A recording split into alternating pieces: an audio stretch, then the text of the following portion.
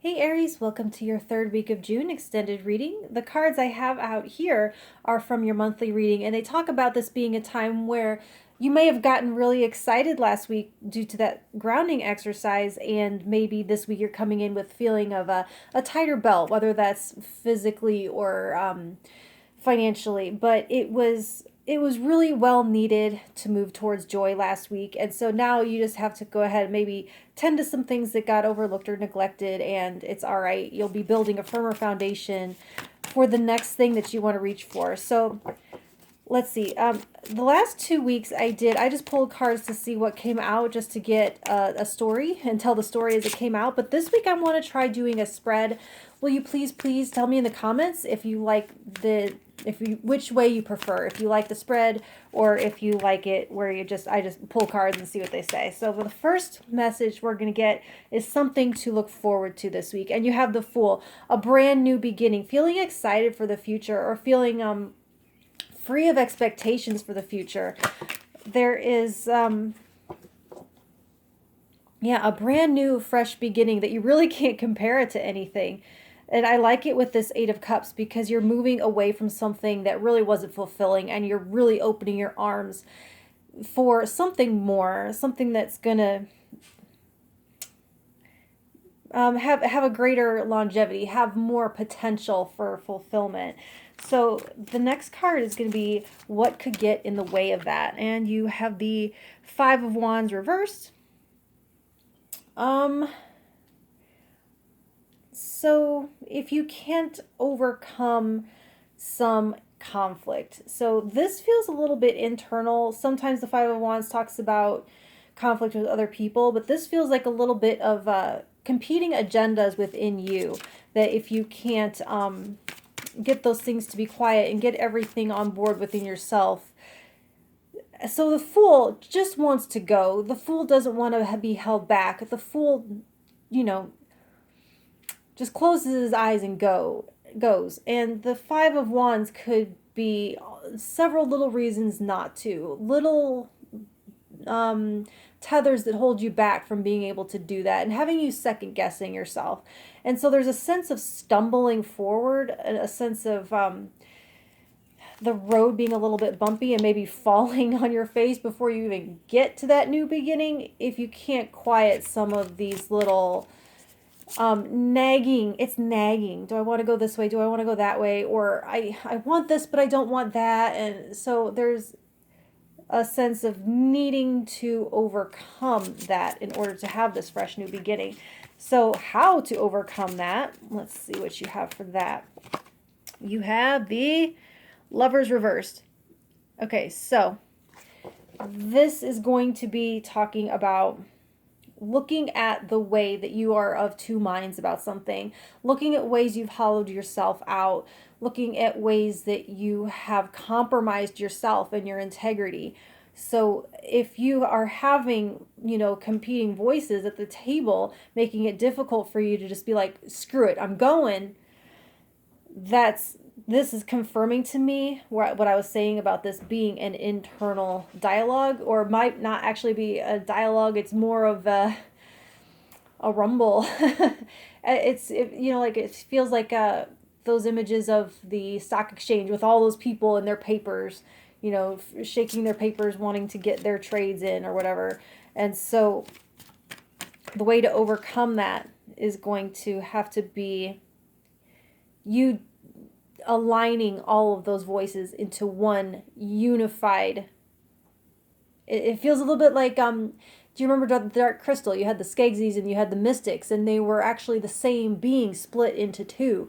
And so you're split into two here. You really feel like something there is maybe a trauma, the way that a trauma can come in and split a personality in that really extreme sense. This isn't anything like that, but to a lesser degree it is. There's something that's come in and created a rift within you. And so the way to overcome these competing agendas is to look at what has happened there and try to bring those things back into the same body, into the same mind.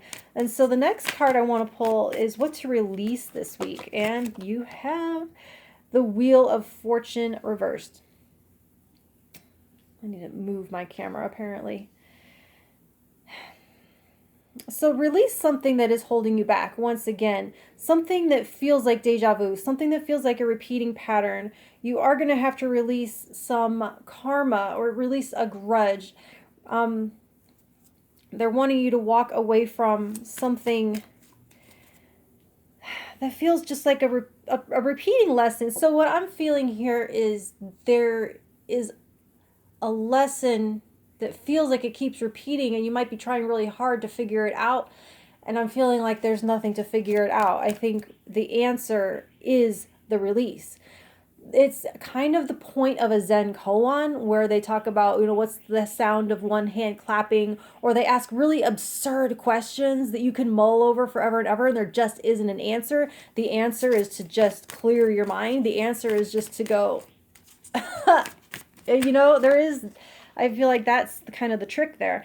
And for you to embrace, you have the, what is that? The 6. I always have trouble when they're upside down. I'm like, okay, it's the 6 of Cups reversed.